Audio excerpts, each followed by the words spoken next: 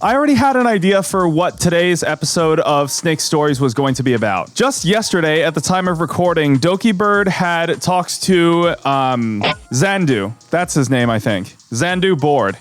And they basically reconciled their differences. Zandu reached out after more than a year since what happened. Those who follow the lore of the VTuber community understand what I'm talking about. I'm not going to go into detail about it here, nor talk about past lives or anything like that. Maybe I'll go into that for the second episode this week, provided I have the energy for it, because, last week when I was supposed to be doing 2 episodes, I only did 1 because I completely messed my sleep schedule up. But they had a nice chat. They addressed some possible concerns that were held by the public, and they just spent a couple of hours playing Fortnite together. So that's what I was going to talk about for today's episode. And then Derapy and Anthony Fantano dropped videos on the same topic in a span of about 24 hours.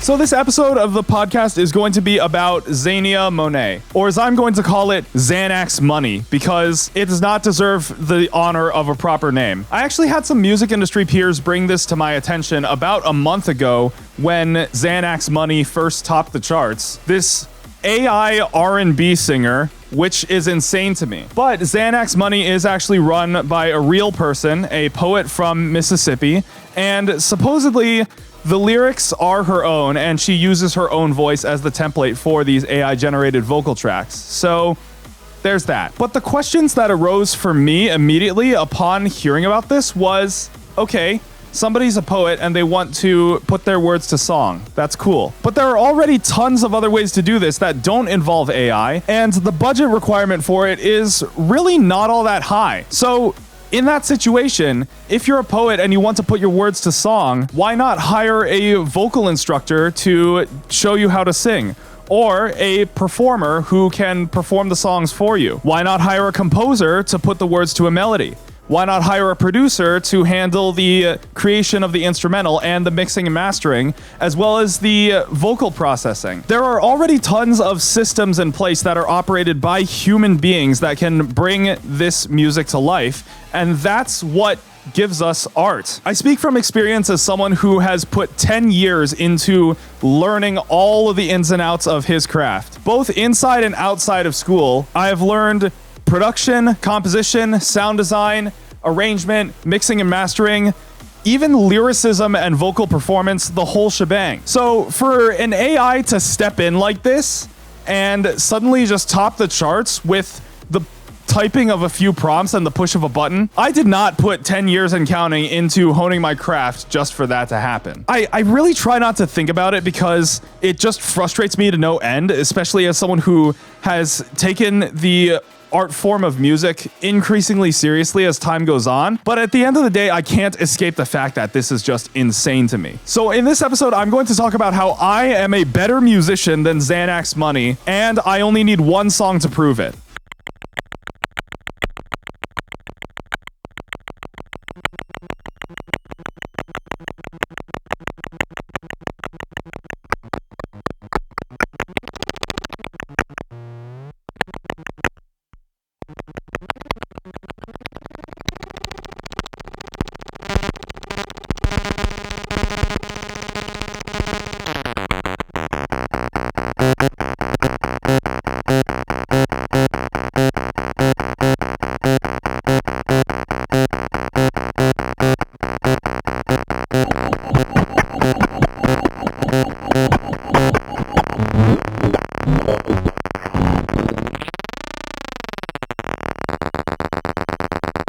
What you have just heard is a sample that Andrew Huang put out a long while back. For an episode of his 4 Producers 1 Sample Challenge, he challenged all of his viewers to take this sample, which was from a circuit-bent kid's toy, and turn it into a song. Now, I want to ask of you, how would you turn this into a song?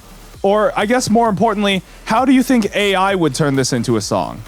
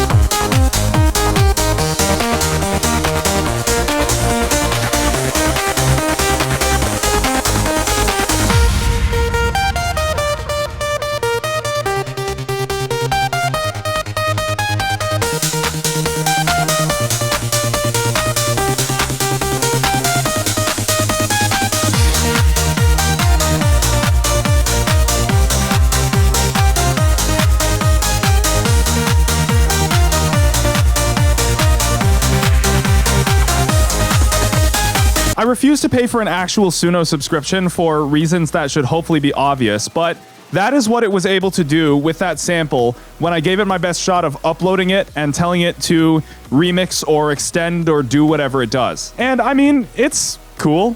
It's alright, but there's a problem. It sounds almost nothing like the original sample. So it has completely failed at creatively interpreting it in any sort of fashion. I don't know where it got this whole thing from, if it just like generated it from the dead space of whatever training data was used for it. What I do know is that the neural network is like this nebulous maze of points and algorithms, and I mean, I'm not going to try to explain it because that would take way too long understanding how generative AI really works at its core, and quite frankly, it's not worth my time. But now, let's see what I was able to do with this sample in my song Over Voltage.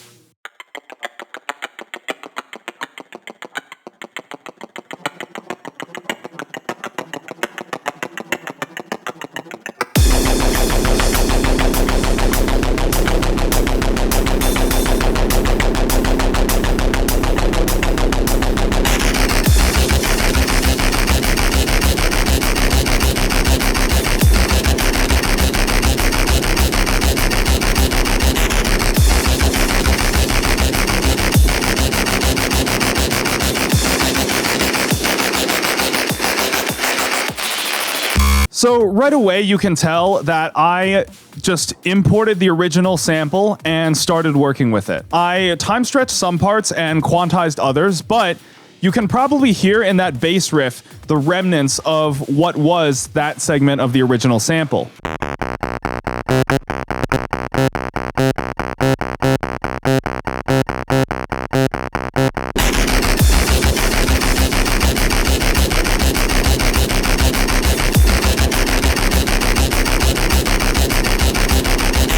I did also add in my own elements as well, but that was part of the prompt for this 4 producers 1 sample challenge. And I mean, AI can do that too, I'm sure of it. But what I don't think AI can do is this.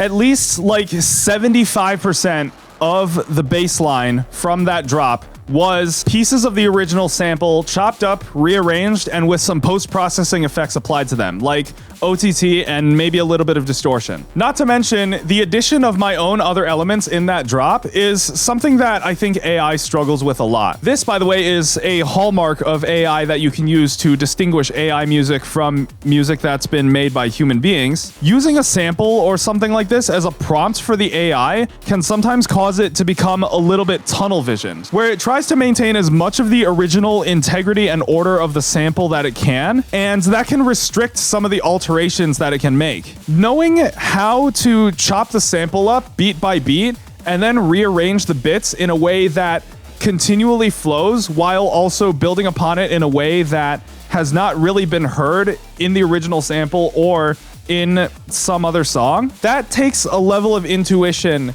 that I think only a human being will be able to develop for a very long time, simply because of the way AI works by nature. Because an AI at its heart runs on code and data. And all of that is very deterministic in how it can parse what to do next with a given thing. The thing about generative AI that is a limiting factor in its potential is that it is always based on patterns established through the training data that it is fed. And this can run into problems when you want the AI to try and produce something original. It can't, because it's been trained entirely on things that already exist. And sometimes those things that already exist get recycled into new concepts, and it creates an endless feedback loop where it all starts to become the same. Some AI experts argue that we are already seeing this in real time, where when the feedback loop closes, the creativity and divergence of the AI's output actually goes down, and it starts to produce things that become more formulaic as it recursively trains on its own outputted data that originated from the seeds of the human-created training data that fed it. And I think this becomes especially evident in the second part of this drop.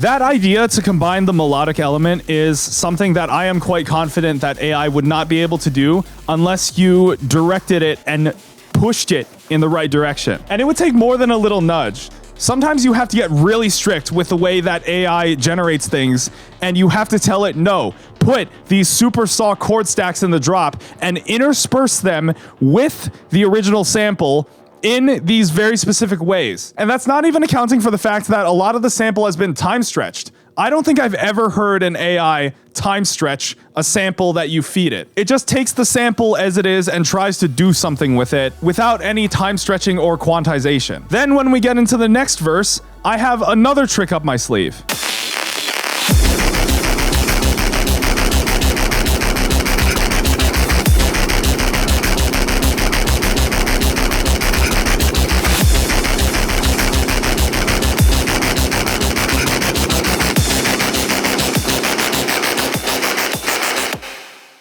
That is the same sort of bass riff that I derived from that segment of the sample, but reversed. I have never heard an AI that attempts to remix a sample do that. And this goes back to the problem I mentioned about AI being tunnel visioned. If you give it a certain prompt, it will adhere to the prompt as strictly as you set it to, which by default can actually be pretty strict. And it becomes tunnel visioned on leaving as much of the original sample that you feed it unaltered as it possibly can. Again, I don't think AI could think to time stretch, quantize, or chop up this sample if you were to feed it to it. Now, when you add reversing to the mix, there are a lot of things that humans can do without any effort whatsoever that would take AI a lot of convincing. And then we come to the second drop.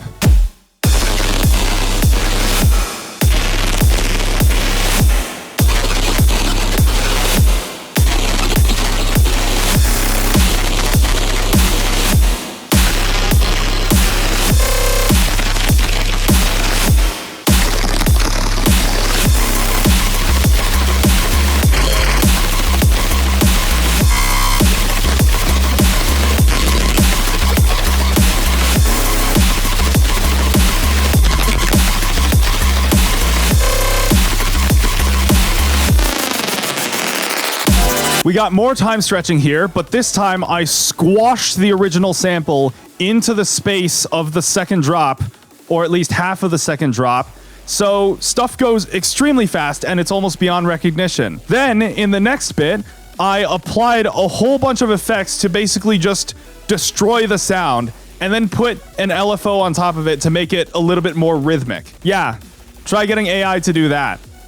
All from that one sample. And from there, the rest of the song is sort of a reprise of an earlier part, which I don't know if AI struggles with quite as much, but I guess that does tie into whether or not it can understand context and continuity and stuff like that. But a lot of AI-generated music that I've heard tends to be very through-composed, and sometimes that can lead to the deprivation in the listener of some sort of anchor that can be referenced back to towards the end of the song. And this is a very common technique for me in my own music. In the second drop of the song, I'll usually include a section that is just a reprise of part of the first drop to sort of tie everything back together and make it actually feel like a cohesive work that doesn't just go off into space like the golf ball that was hit off the moon. So yeah, that's just a little bit about why I am confident that, at least for now, I am a better musician than AI. But the more important lesson here is, I'm a better musician than AI because I put my full ass into my work. I don't mess around with this stuff like some of these so-called AI artists do. It's not something I can just do at the typing of a few words and then the push of a button. And I can actually tailor the sound to how I want because I have the expertise on the ins and outs of the tools that I use. And to me, the entire musical output of Xanax Money reads as just a massive, ever-growing collection of half-assery. Yes, the person behind Xanax Money uses her own voice and writes her own words. But if she was not half-assing it, she would be receiving vocal instruction and collaborating with composers and producers to make sure that there is the maximal amount of human input into every single song that she puts out. That to me is what it would sound like if the musical output of Xanax Money were to be full-assed and not half-assed. And maybe we'll see that in the future, but given that, according to Therapy, the person behind Xanax Money is now offering full-on, like, AI courses on how to generate music like that, yeah, I do not think this person's heart is in the right place, even if she is a skilled poet. Which is a real shame because it's just a sacrificing of talents that could have gone in a much better direction. But you know what? It's her loss. If she wants to sacrifice artistic integrity for a buck, then that's her prerogative. Me, I'm gonna stick with the reassurance that I have a say in all the work I do in this self-contained content operation of mine. I think if I were to rely on generative AI for a significant component of any of my creative output, I would actually have difficulty sleeping at night. Because again, I spent 10 years coming up on 11 honing my craft. I made an entire album on the 10-year anniversary of the Stability Project. I don't fuck around with this shit. And there is no way that I will, in my lifetime, as a conscious artist, half-ass anything I do. So that's the ultimate lesson of the day.